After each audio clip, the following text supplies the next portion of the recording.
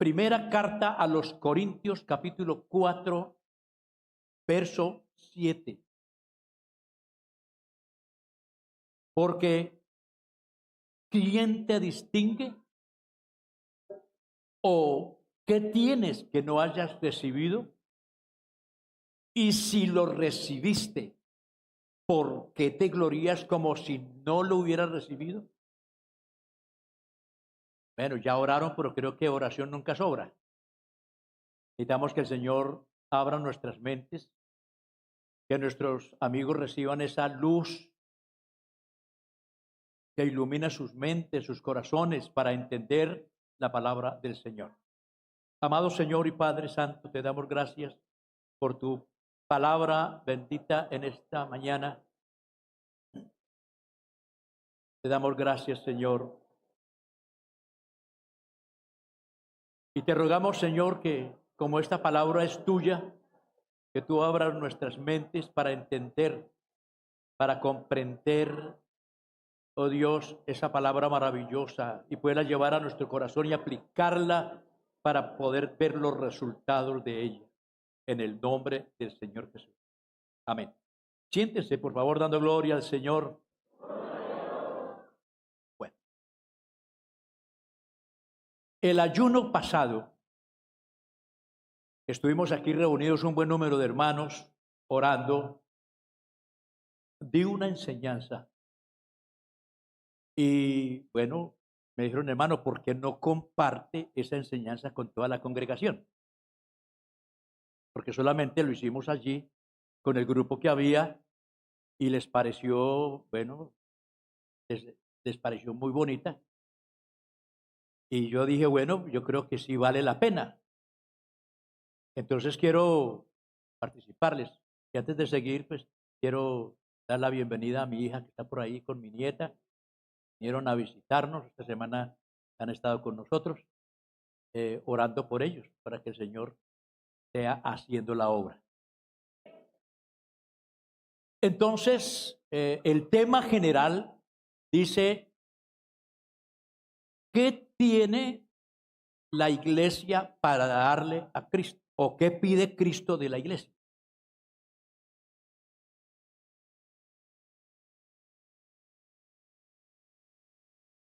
Vamos a tratar de ahondar en este tema para que apreciemos algo muy importante que nosotros tenemos y que Dios pide que lo hagamos.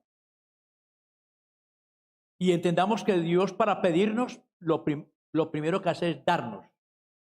Él nunca nos exige algo que antes no nos haya dado. Él primero da y después exige.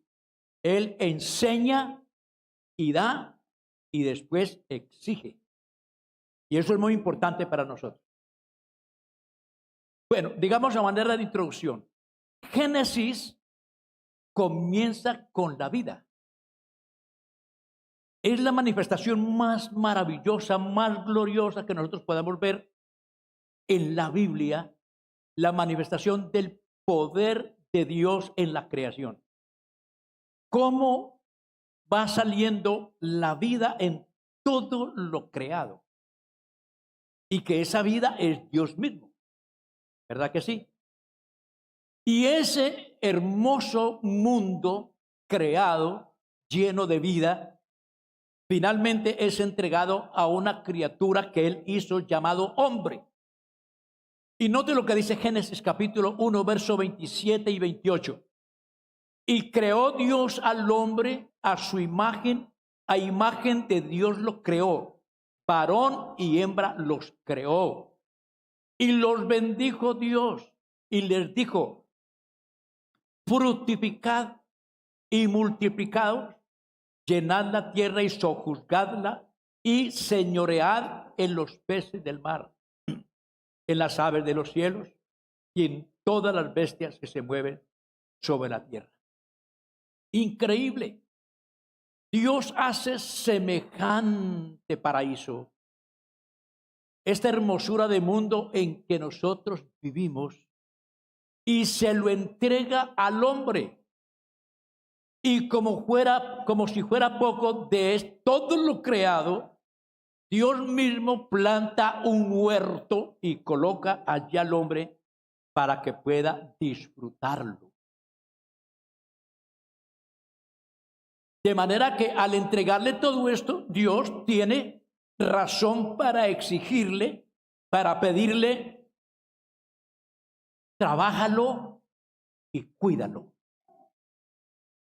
Puso al hombre en el huerto del Edén y le dijo, vas a labrarlo, vas a cultivarlo y vas a cuidarlo. Y lo puso como Señor de todo lo creado. Alabado sea el nombre del Señor. Lo lamentable de todo esto, que Génesis, siendo el comienzo de todo, el comienzo de la vida, el comienzo del mundo, el comienzo de la familia, el comienzo de las primeras civilizaciones, termina con un muerto. Se abre con la vida y se cierra con un muerto. Es la muerte de José. Allí termina. Esa historia de Génesis, que es la historia prácticamente de las primeras civilizaciones antes del diluvio y luego el llamamiento de Abraham, la historia de toda una familia que finalmente desciende a Egipto, y cuando se cierran las páginas del libro de Génesis, entonces Israel queda en Egipto y allí muere José y es enterrado. Cuando abrimos el Éxodo, encontramos a un pueblo oprimido, a un pueblo esclavo, a un pueblo siendo humillado, a un pueblo a quien lo despojaron de todo lo que tenían. Un pueblo que gime, un pueblo que clama por su libertad. Y Dios escucha la oración de ese pueblo. Gloria a Dios. Y envía a alguien para que los libere. Éxodo capítulo 2, verso 24 y 25. Y oyó Dios el gemido de ellos, y se acordó de su pacto con Abraham, Isaac y Jacob. Y miró Dios los hijos de Israel y los reconoció Dios. Aleluya. Este libro cierra su narración con un pueblo redimido, con un pueblo libre. Un pueblo que Dios lo sacó de Egipto con grandes señales, con grandes prodigios, con grandes maravillas. Los llevó al Sinaí, les dio enseñanzas, orientaciones, tanto de la parte religiosa, la parte secular, la parte legal, la convivencia en familia, la parte social, la parte política. Es decir, les dio de todo un poquito y también los preparó para la guerra. Entonces este pueblo termina con un tabernáculo donde Dios muestra su gloria. Cuando por la obediencia de Moisés al elegir el tabernáculo, entonces Dios muestra su gloria en el tabernáculo, que ese es el capítulo 40 del libro de Éxodo. Bendito sea el nombre del Señor. Allí en ese libro está la entrega de la ley y todo lo que tiene que ver con las leyes que se conocen hasta el día de hoy. Se cierra Éxodo con esa manifestación de la gloria de Dios y se abre el libro de Levítico. El libro de Levítico es el libro que enseña a estos que salieron de Egipto, que no sabían cómo adorar a Dios, cómo acercarse a Dios. Pero que ahora Dios había elegido una tribu precisamente para entrenarlos, para capacitarlos, para vestirlos como sacerdotes con dignidad, con santidad, y poder que el pueblo pudiera presentar sus ofrendas, porque después de la liberación, entonces viene la acción de gracias por la libertad que se ha recibido. Y eso siempre debe ser así. La Biblia nos enseña que nosotros debemos ser agradecidos. A su nombre sea la gloria. Entonces, en ese libro de Levíticos, prácticamente es todo lo que tiene que ver con la teoría, el mandamiento de Dios, cómo se deben hacer las ofrendas, cómo se deben preparar todas las cosas, cómo, hasta dónde tienen que ir, hasta dónde tienen que llegar en la parte de ofrecerle a Dios las ofrendas. Pero cuando ya llegamos a Números, en Números el pueblo está listo para empezar a servir a Dios. Ya están todos listos, ya están todas las... cómo tienen que hacerse las ofrendas, cómo tienen que acercarse a Dios, cómo quemar el incienso. Es decir, todo está listo y el pueblo comienza su labor de alabar y bendecir el nombre del Señor. En conclusión, en Génesis vemos a un hombre arruinado. En Éxodo encontramos a un hombre redimido. En Levíticos al hombre ofreciendo culto a Dios. En Números el hombre sirviendo a Dios. Pero finalmente en Deuteronomio se le está recordando al hombre que si no vive conforme a las exigencias de Dios, pueden ser destruidos. Entonces el Señor, cuídate, dice el Señor, cuídate de hacer lo que yo te mando. Repetidamente, entre ellos el capítulo 28 del libro de Deuteronomios, cuando nos habla de la bendición si escuchamos, si oímos y hacemos lo que allí está escrito. Estas bendiciones vendrán sobre ti y te alcanzarán. ¿Y eso es solo para Israel? No, eso se extiende. Eso arranca desde Abraham. Gloria al Señor. Y pasa por sus hijos. Y pasa por el pueblo de Israel. Y concluye en el Calvario. Y en el Calvario se abre la puerta para que todos disfrutemos el pacto que se hizo con Abraham. Que consiste en el bienestar tanto espiritual, material y físico. A su nombre sea la gloria. Derecho a la libertad, derecho a la salud, derecho a tener paz, derecho a ser felices. Yo no sé si ustedes lo serán, pero ese es el plan de Dios. Eso es lo que Dios quiere.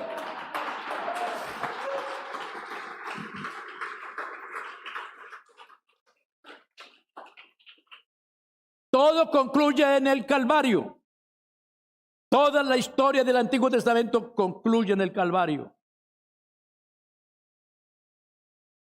Juan dice en su escritura, la ley por medio de Moisés fue dada, pero la gracia y la verdad vinieron por Jesucristo. Jesucristo nos abre las puertas a una bendición mayor que la que se le ofreció al pueblo de Israel. Pablo dice, si el ministerio de muerte fue con gloria, ¿cuánto mayor gloria será el ministerio del Espíritu? Amén. Por eso dice la Escritura que Dios nos bendijo con toda bendición espiritual en lugares celestiales en Cristo. Toda bendición. No hay que añadirle nada. Dios lo ha dado todo, se dio a sí mismo. Amén. Entonces, a esa iglesia que Él compró, que está todo descrito en el Antiguo Testamento, lo que iba a pasar y cómo iba a ser. El resultado es un pueblo que Él compra con su sangre. Efesios capítulo 4, verso 1 al 6, nos dice lo siguiente. Yo pues preso en el Señor, os ruego que andéis como es digno de la vocación con que fuisteis llamados, con toda humildad y mansedumbre, soportándoos con paciencia los unos a los otros en amor, solícitos en guardar la unidad del Espíritu en el vínculo de la paz, un cuerpo y un espíritu, como fuisteis también llamados en una misma esperanza de vuestra vocación, un Señor, una fe, un bautismo, un Dios y Padre de todos, el cual es sobre todos y por todos y en todos. ¿Qué pide Dios de ti? En el Antiguo Testamento encontramos ese texto maravilloso de Miqueas capítulo 6, verso 8. Oh, hombre, Él te ha declarado lo que es bueno. ¿Y qué pide Jehová de ti? Solamente hacer justicia y amar misericordia y humillarte ante Dios. Ahora nosotros estamos aquí, somos la iglesia de Cristo, somos el cuerpo de Cristo. Ahora, ¿qué pide Dios de cada uno de nosotros? ¿Cuál es la exigencia de Él si Él dio su vida por nosotros? Si Él, siendo Dios, se manifestó en carne y pasó por semejantes humillaciones hasta dar su vida, entonces, ¿qué pide Dios de cada uno de nosotros? Lo primero es lo primero. Como Él vino a darnos salvación, de allí que su nombre es Salvador, ¿cierto? Llamará su nombre Jesús porque Él salvará a su pueblo de sus pecados. Porque Él vino a buscar y a salvar, y a los que le dijeron, Señor, pedimos fuego del cielo para que consuma a estos samaritanos. Él les dice, vosotros no sabéis de qué espíritu sois. Yo no he venido a perder las almas, sino a dar mi vida por ellas. Así que Él vino a salvar y sigue salvando, porque ese es el propósito de Dios. Entonces hay algo que Él nos pide a primera instancia de muchas cosas. Filipenses capítulo 2, versos 12 y 13. Por tanto, amados míos, como siempre habéis obedecido, no como en mi presencia solamente, sino mucho más ahora en mi ausencia, ocupaos en vuestra salvación con temor y temblor. Porque Dios es el que en vosotros produce así el querer como el hacer por su buena voluntad. Esta salvación que Él nos ha entregado, esta salvación que Él nos ha dado por la fe en Cristo Jesús, Él nos dice, cuídenla. Es nuestro deber, es nuestra obligación. Alabanzas al Señor.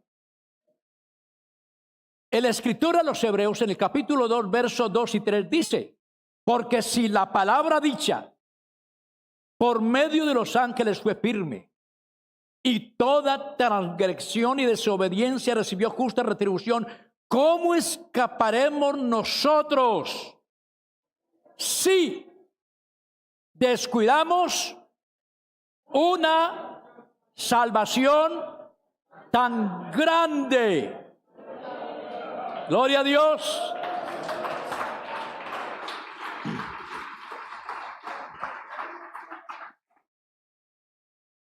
La pregunta es,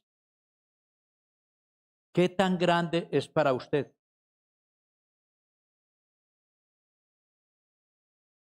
¿Qué tan grande es esta salvación para usted? Porque siendo sinceros, nosotros vivimos una vida cristiana como si esto no hubiera costado nada.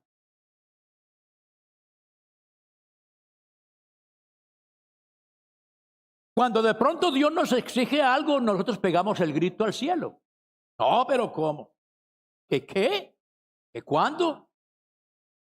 Y nuestra vida no se ajusta, a pesar de que se enseña y se enseña y se enseña, pero no se ajusta a lo requerido por Dios en lo que tiene que ver con la vida de un cristiano.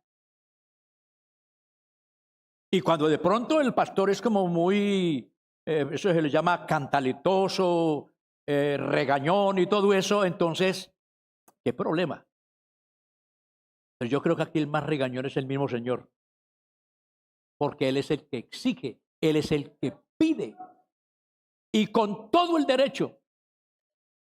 ¿Cuánto cree que vale esta salvación para usted? El apóstol Pedro, en el capítulo 1 y el verso 18 dice, sabiendo que fuisteis rescatados de vuestra vana manera de vivir, la cual recibisteis de vuestros padres, no con cosa corruptible como oro o plata, sino con la sangre preciosa de Cristo, como de un cordero sin mancha y sin contaminación, ya destinado desde antes de la fundación del mundo, pero manifestado en los postreros tiempos por amor a vosotros. Entonces, si no fuimos rescatados ni con oro ni con plata, porque realmente no alcanzaba, ¿se pueden imaginar las enormes riquezas que hay aquí en nuestro planeta Tierra y en el universo entero?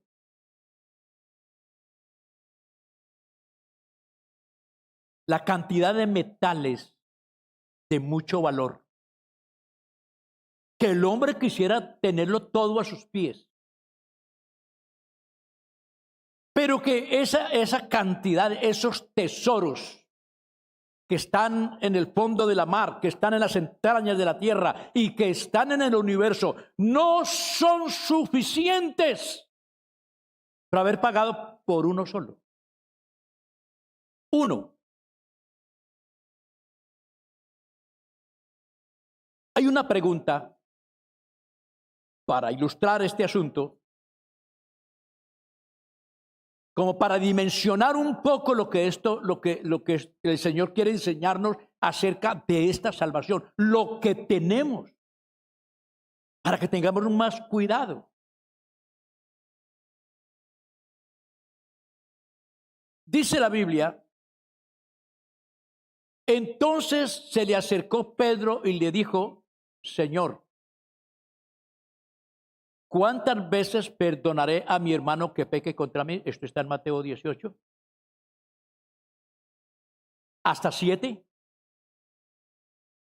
Jesús le dijo, no te digo hasta 7, sino aún hasta 70 veces 7. Y cuando se hace la operación matemática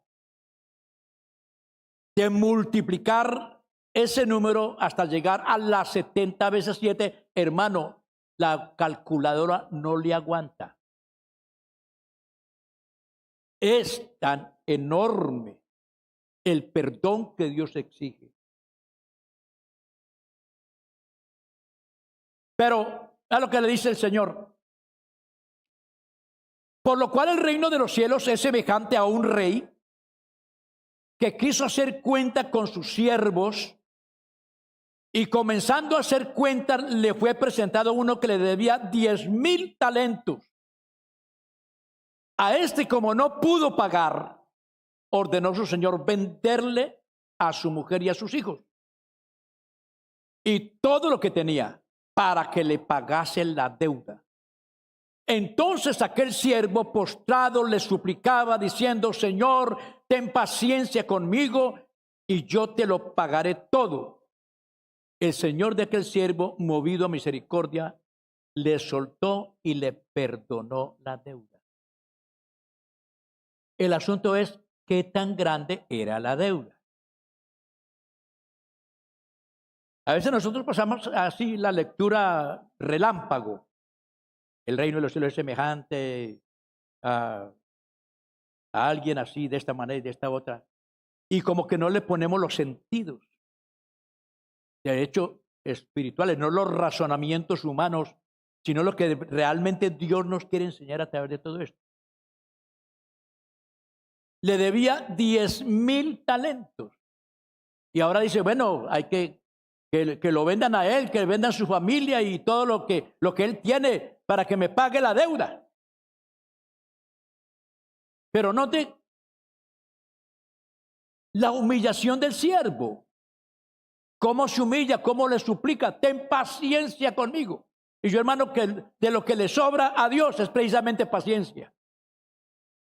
Hermano, si eso no fuera así, la misericordia de Dios no se manifestaba. Hermano, ya había consumido a tanto desobediente y desagradecido que hay en este planeta. Ya hubiera acabado con esa cantidad de seres humanos que están destruyéndolo todo a su paso. Pero ahí está Dios con esa paciencia todos los días, esperando y llamando, llamando y esperando, porque Él no quiere que ninguno se pierda, sino que todos procedan al arrepentimiento.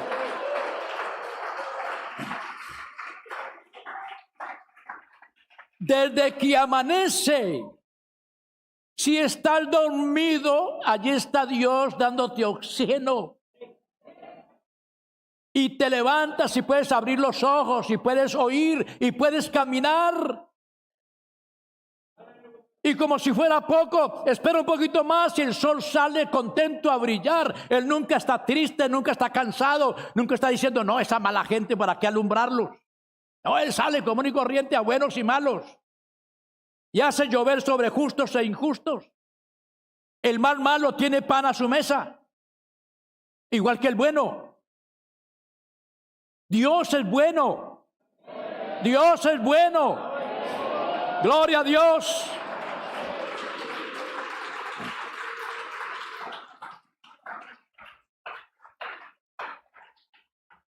Lo que la Biblia nos enseña, lo que nosotros podemos deducir, yo digo a mi escasa capacidad, un talento es igual a 6,000 denarios. Un denario en su época es lo que equivale a un salario diario, lo que una persona gana en el día, teniendo en cuenta que hablamos del salario mínimo, porque hay quienes ganan millones, pero estamos hablando de un salario de un jornalero, de una persona que trabaja en el campo. De manera que esa persona podía ganar 43,333 pesos diarios. Y solo para pagar un talento, que son 6,000 denarios, le tocaría trabajar 16 años por un talento, y son 10,000.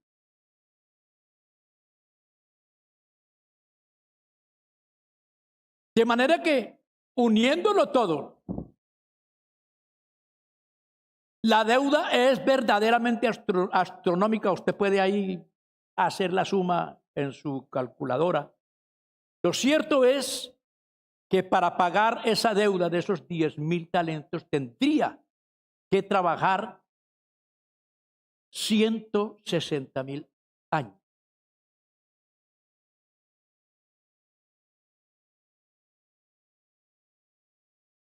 Entonces, pero hermanos, lo bonito de todo esto es que esa deuda tan enorme que no lo pagaba ni en esta vida ni en la otra. Cadena perpetua sobre cadena perpetua. Así que fuera y volviera para seguir pagando. Hermano, al ruego, a la súplica, el Señor le perdonó la deuda. ¿Ah? Semejante deuda. Esto me da a entender de que este señor era muy rico. Porque para perdonar semejante deuda tiene que ser que es demasiado rico. Y por eso dice, el reino de los cielos es semejante. Porque de verdad que sí tenemos un papá muy rico, que es el dueño de la plata y del oro. Amén. Es el dueño de todo. Por Él vivimos y por Él nos movemos.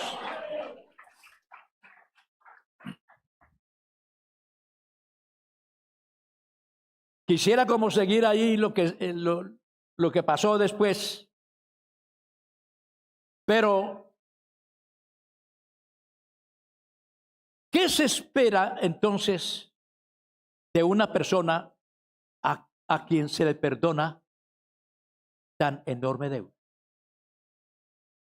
¿Será que quien le perdona tendrá derecho a exigir algo?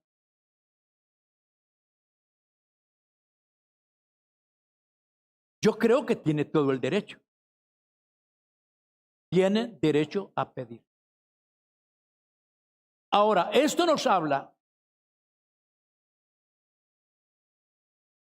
precisamente del enorme perdón, porque nosotros teníamos una deuda gigantesca, que como ya se anotó antes, ni las montañas de oro, plata, esmeraldas y piedras y rubíes de toda clase de piedras preciosas, los tesoros que hayan, las montañas de oro, no alcanzaba para pagar la deuda de uno solo de nosotros. Por eso la sentencia era inminente, la condenación era inminente, porque la paga del pecado es la muerte.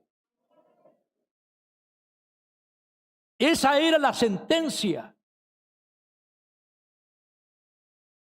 Por un hombre que pecó, el pecado pasó a todos los hombres por cuanto todos pecaron y están destituidos de la gloria de Dios.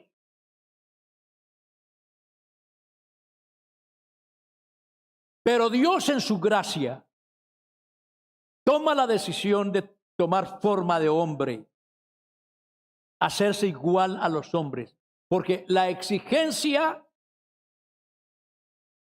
era que era necesario que alguien, un pariente cercano, pudiera redimirnos, pero ese pariente debe ser una persona especial.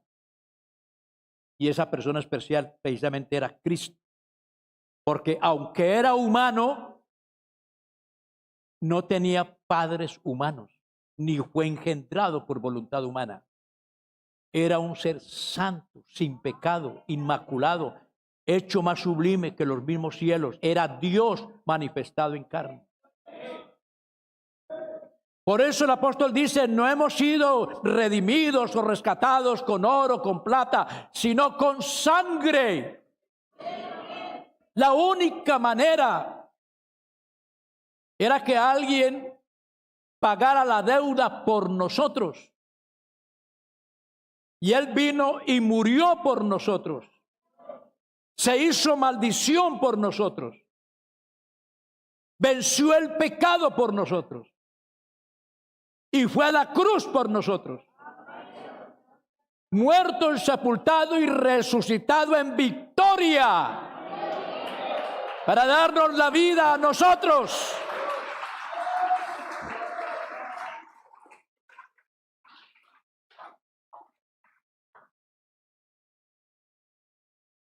Ahora, si Él nos rescató, si Él nos compró, cuando uno compra algo, tiene el derecho de hacer con lo que compró lo que quiera, ¿sí o no?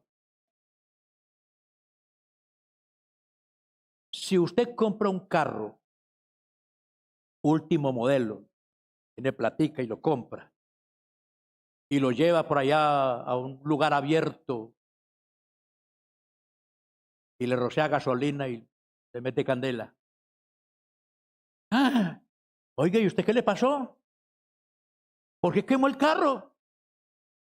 ¿Por qué no lo regaló? Bueno, ¿qué podría contestar él? Es mío. Yo hago lo que quiero. Me provocó quemarlo. Es mío. Porque uno hace con lo de uno lo que quiere. Así de sencillo. Ahora, ¿nosotros somos de quién? Note bien lo que está diciendo. Nosotros le pertenecemos por derecho propio, porque Él nos compró, Él nos redimió. Somos propiedad privada de Cristo. Ahora, ¿no tiene libertad y derecho para pedirnos? Hagan esto o hagan aquello o hagan lo otro.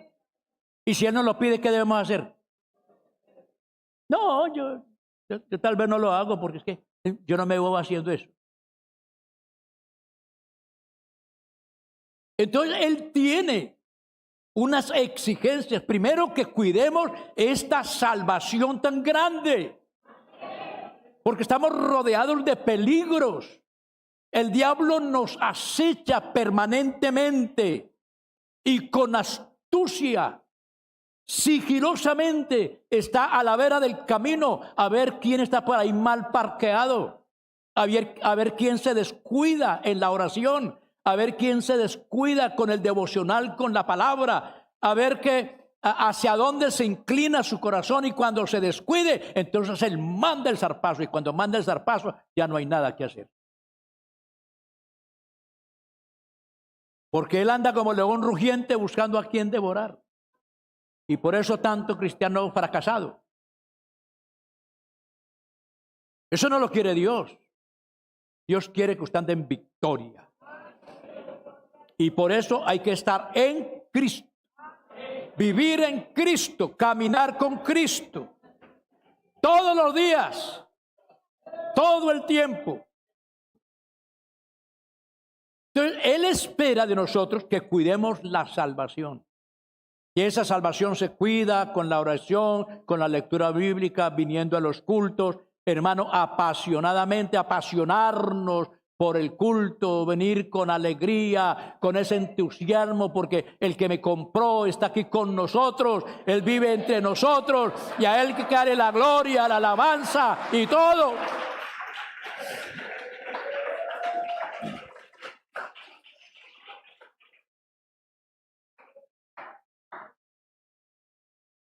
Por medio del apóstol Pedro, el Señor nos dice en su primera carta, capítulo 2, verso 1, dice: desechando pues toda malicia, todo engaño, hipocresía, envidias y todas las detracciones, vivamos en este siglo sobria y sabiamente. Alabanzas al Señor. Desechando toda malicia, engaño, hipocresía, envidia, detracciones, que eso se logra única y exclusivamente cuando una persona pasa por el nuevo nacimiento. Porque en el nuevo nacimiento Dios le quita ese corazón viejo y resabiado y le da uno nuevo. De modo que si alguno está en Cristo, nueva criatura es. Las cosas viejas pasaron, todas son hechas nuevas. Un nuevo corazón, sin malicia, sin engaño, sin hipocresía, sin envidia. Ese corazón del cual dice la Biblia: bienaventurados los de limpio corazón, porque ellos verán a Dios. Amén. Y Él dice: desechando todo eso, que no se les vuelva a ocurrir. Mateo 12, 35 y 37 nos dice: el hombre bueno. Y ya sabemos que Dios, el Señor, rechazó esa palabra en labios de un joven que le dice: maestro bueno, haciendo qué cosas heredaré la vida eterna. Y Jesús le dice: ¿y por qué me llamas bueno si solamente hay uno bueno? Y este es Dios. Pero resulta que el Señor dijo: el hombre bueno. ¿Cuál es el hombre bueno? El hombre nuevo, la nueva criatura. Gloria al Señor. Porque de lo otro, hermano, ese hombre viejo es más malo que Caín. Es ese engañoso, tramposo, hipócrita, chismoso, asesino, violador. Engañoso es el corazón más que todas las cosas, dice la Biblia. Malo, pervertido. Pero del corazón bueno, el hombre bueno, del buen tesoro del corazón saca buenas cosas. Y el hombre malo, del mal tesoro saca malas cosas. Mas yo os digo que de toda palabra ociosa que hablen los hombres, de ella darán cuenta en el día del juicio, porque por tus palabras serás justificado y por tus palabras serás condenado. Alabado sea el nombre del Señor. A su nombre sea la gloria. Entonces, Él espera que tengamos un corazón puro, un corazón limpio, un corazón que no se inclina a la falsedad, un corazón que no hace acepción de personas, no discrimina a nadie, porque este viste bien y este no, porque este es estudiado y este no, porque este es negrito y este es blanco, este es alto y este es bajito. No, todos iguales, comprados por el mismo precio, se pagó lo mismo, tenemos un mismo Padre, tenemos un mismo Espíritu, todos somos hermanos en Cristo. Amén.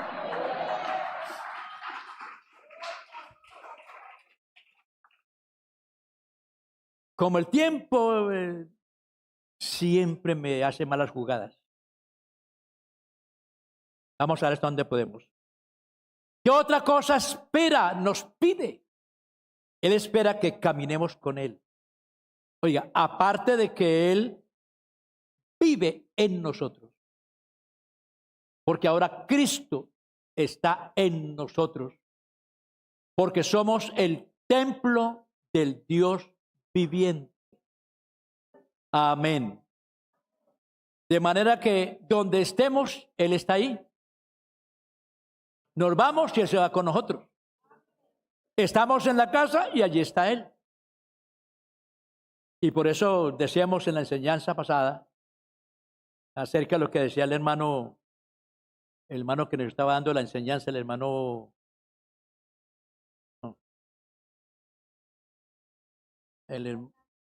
Fernando López. Él hacía la pregunta al pastor. Decía, ¿puede un creyente, el esposo, está con la esposa, está reunido con el pastor,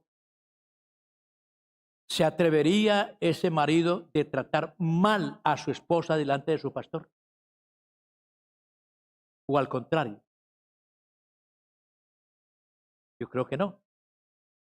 Él no se atrevería, ningún creyente se atrevería a tratar mal a su esposa delante del pastor.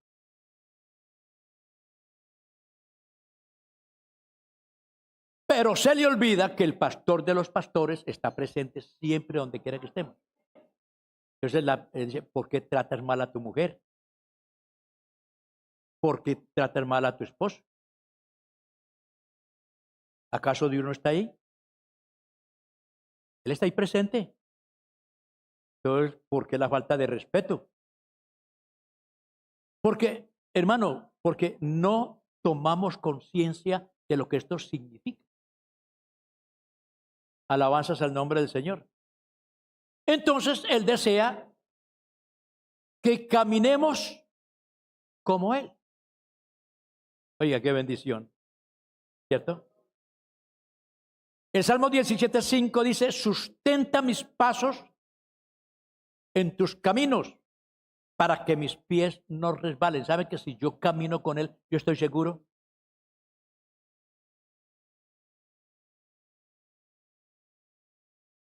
Él promete ser mi compañero fiel. Dice el apóstol Pedro en su primera carta 2:21, dice, pues para esto fuisteis llamados. Porque también Cristo padeció por nosotros, dejándonos ejemplo para que sigáis sus pisadas. ¿Qué nos quiere decir con eso? Que este es un camino de solo gozo, de alegría y de paz. ¿Listo? ¿Qué es lo que antecede aquí antes de seguir sus pisadas? ¿Que Cristo qué? Padeció. ¿Por quiénes? ¿Y qué más? Dejándonos ejemplo, ¿para qué? ¿Qué otra cosa nos dice el escritor a los Hebreos en el capítulo 12?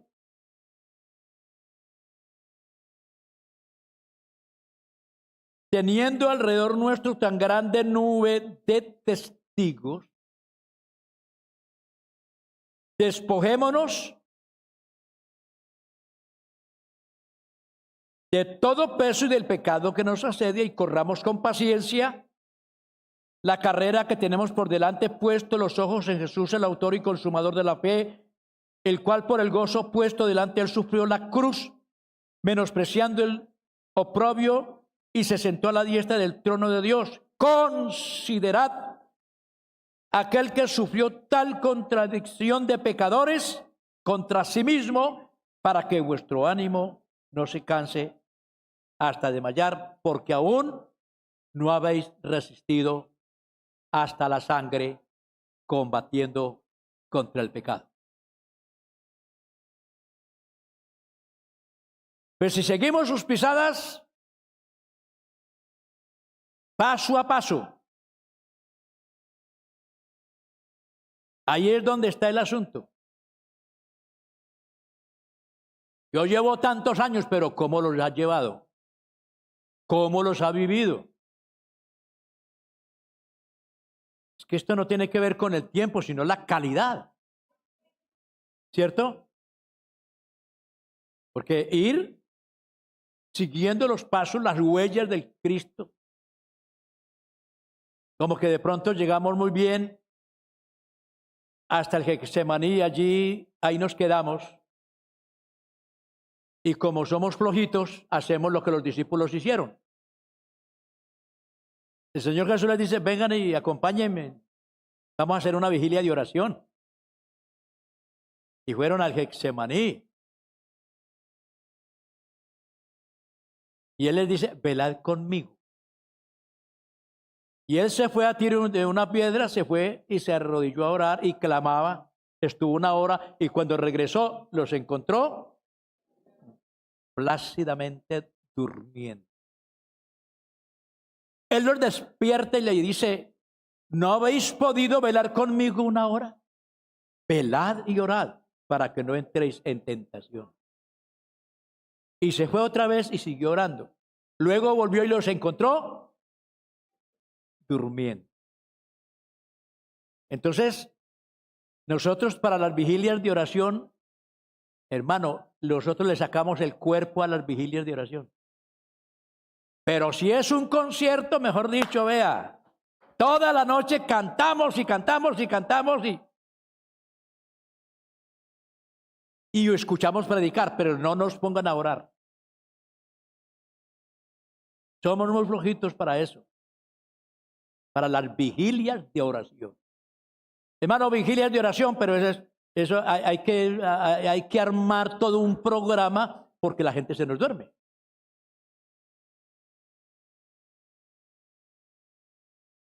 Hasta ahí llegamos y de ahí para allá, pues imagínense, porque de ahí a la cárcel, los discípulos le siguieron.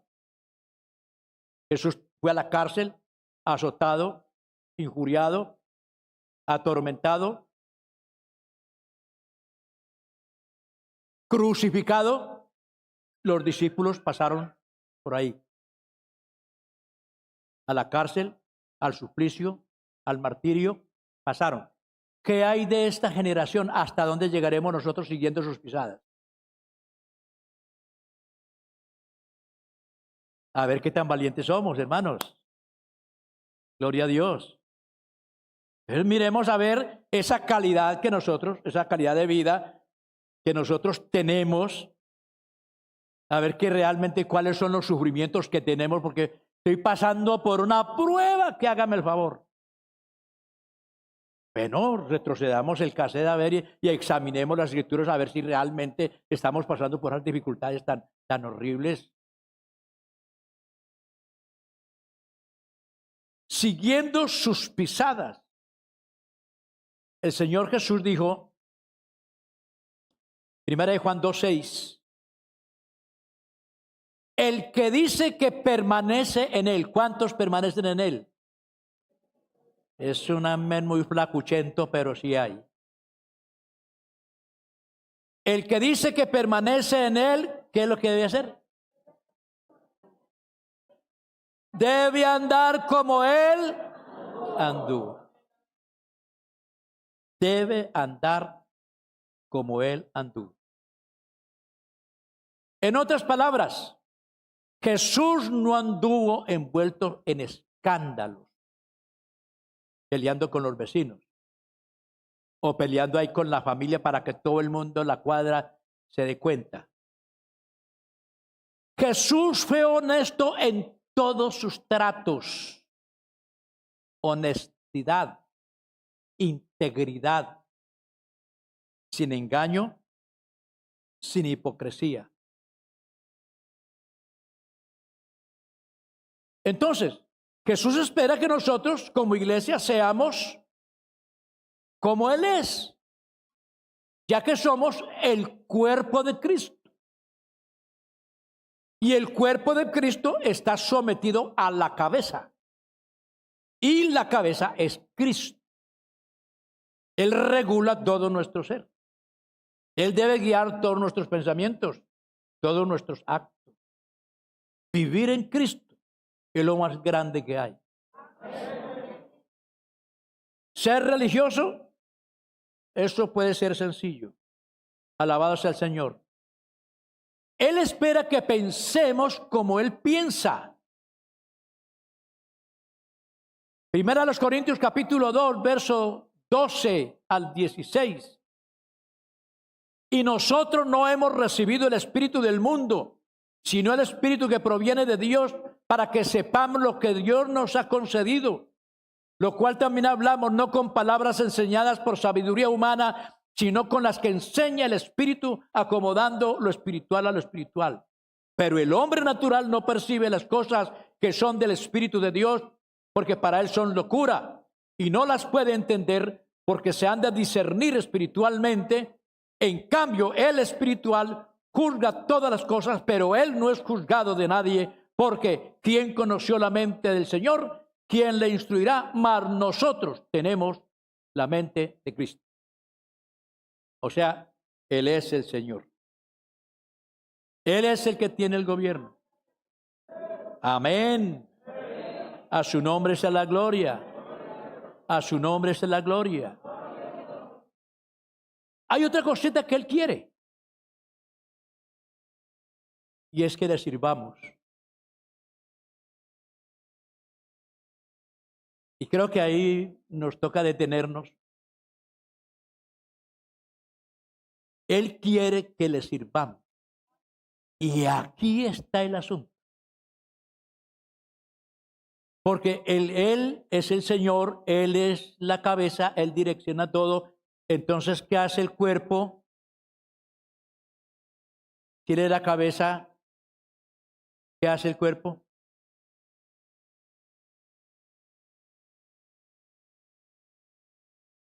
Todos mis movimientos, palabras y todo lo que yo estoy haciendo aquí, todo eso está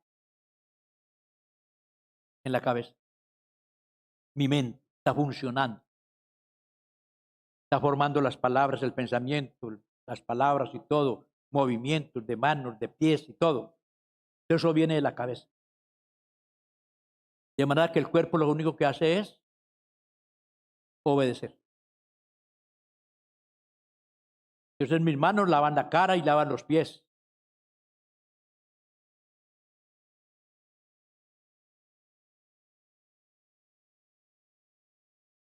Entonces tampoco le puede decir al pie a la mano, no te necesito. Sino que mutuamente se necesitan todos los miembros del cuerpo. Y todos direccionados por una mente, como es la mente de Cristo, esto funciona.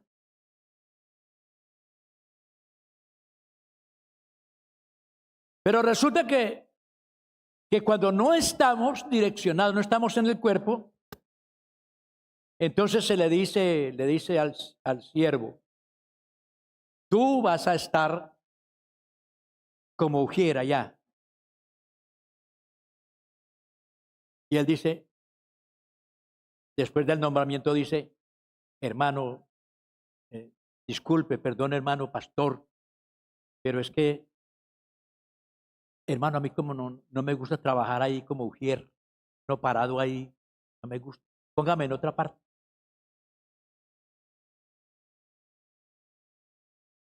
Eso es como al pastor cuando le dicen, vea, lo vamos a trasladar para tal parte. Y hermano, ¿y allá cómo es el clima? ¿Y cuántos creyentes hay? ¿Y cuánto entra? ¿Somos tan buenos para hacer la voluntad de Dios? Ay, hermano. No, eso no me gusta, yo no me veo. Pero al fin y al cabo yo soy siervo de Cristo.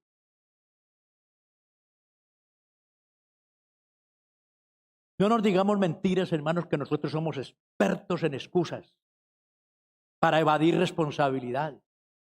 Yo no lo hago porque tengo mucho miedo. Así le pasó a Moisés. No, Señor, yo por ahí no voy a ir, mande a otro. Pero finalmente el Señor tuvo paciencia con él y le dijo, va porque va. Hermano, nosotros no, cristianamente, no estamos en condiciones de decirle no al Señor. Llega y le dice, bueno, ¿qué pasa con la economía? El Señor le habla a la iglesia, ¿qué pasa con la economía? Ya pediré plata. A ese pastor se le ve el signo pesos en los ojos. Porque hay algo que se llama, ¿cómo es que se llama eso? Codicia. Amor al dinero. Y cuando decimos que es Dios que pide, hijo, y es que se las inventan. Se nos hace tan duro cuando Dios nos pide algo.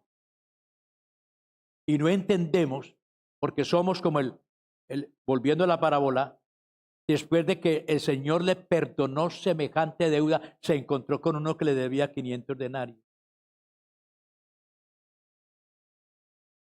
Y lo cogió por el cuello y lo ahogaba. Me pagas porque me pagas. Y como no tenía con qué pagar, entonces lo mandó a la cárcel. Allá para que pague todo. Entonces los otros siervos fueron donde su señor y le dijeron, Señor, mire lo que está pasando con este siervo, mire lo que está haciendo. Y lo mandó llamar. Y le dice, siervo malvado, toda aquella deuda te perdoné porque tú me rogaste. ¿No debías tú hacer lo mismo? Tan difícil perdonar cuando cometemos una falta, cuando alguien tiene un defecto. Entre 100 cosas realizadas, tiene 99 buenas y una mala, pero la gente no comenta sino la mala. Las otras 99 se las reserva. Cuando debía ser lo contrario. Entonces Dios pide de nosotros integridad, un cristianismo, hermano, de verdad, no de apariencia. Que haya un sometimiento, hermano, a Dios, que dejemos ese asunto de sacar pretextos, evasivas, excusas, que es que esto, que es que lo otro. Hermano, si Dios nos pide hacer las cosas, Él nos ayudará a realizarlas también. Alabanzas al nombre del Señor. Al nombre del Señor Jesús sea la gloria. A su nombre sea la gloria. No se le haga duro ningún sacrificio, porque hermano, aún así, si usted estuviera de rodillas toda su vida, hermano, no le pagaría al Señor lo que ha hecho por nosotros. Hermano, culto, tanto culto. Léase Levíticos y Números para que se dé cuenta cómo el Señor le exigía al pueblo por la mañana y por la tarde, por la mañana y por la tarde, todos los días.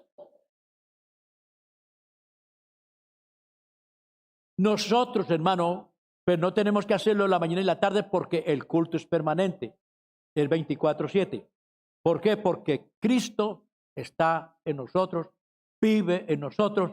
Y por esa razón, porque Él vive, Él está presente donde quiera que esté. Ojo con lo que ve, ojo con lo que habla, ojo con lo que oye, por dónde camina, el trato con los demás, ojo con todo eso, porque Él está ahí. Pónganse de pie, hermanos, por favor. ¿Te perdonó o no te perdonó? ¿Te dio la salvación o no te la dio?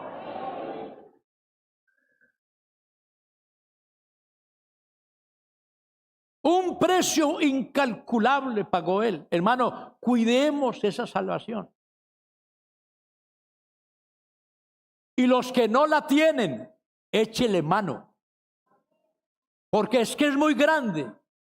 Es el privilegio que ni los ángeles pueden disfrutar. Una salvación tan grande. Es bueno que usted reciba esa salvación. Y si hay alguien que entiende esto y está aquí y todavía no la tiene, yo quiero invitarle a que la reciba por la fe. Ser salvos por la fe en Cristo Jesús. Si hay alguien aquí entre los amigos que entiende esto de la salvación, todo lo que el Señor ha hecho por salvarnos a nosotros, hombre, vale la pena recibir esa salvación. De manera que si hay alguien aquí que quiera recibir esa salvación, díganos, nosotros hacemos una oración por usted. En el nombre del Señor Jesús. ¿Habrá alguien aquí en esta mañana? Levánteme su mano si hay alguien. Y hacemos una oración por ustedes. En el nombre del Señor Jesús. Amén. ¿Habrá alguien que quiera darle gracias a Dios en esta mañana? Ser agradecidos, a cuidar la salvación, hacer lo que Él nos pide. ¿Por qué no levanta sus manos al Señor y pega una conversadita con Él? No le digo, dígale esto, lo otro, no, porque es usted el que se va a expresar delante de Dios.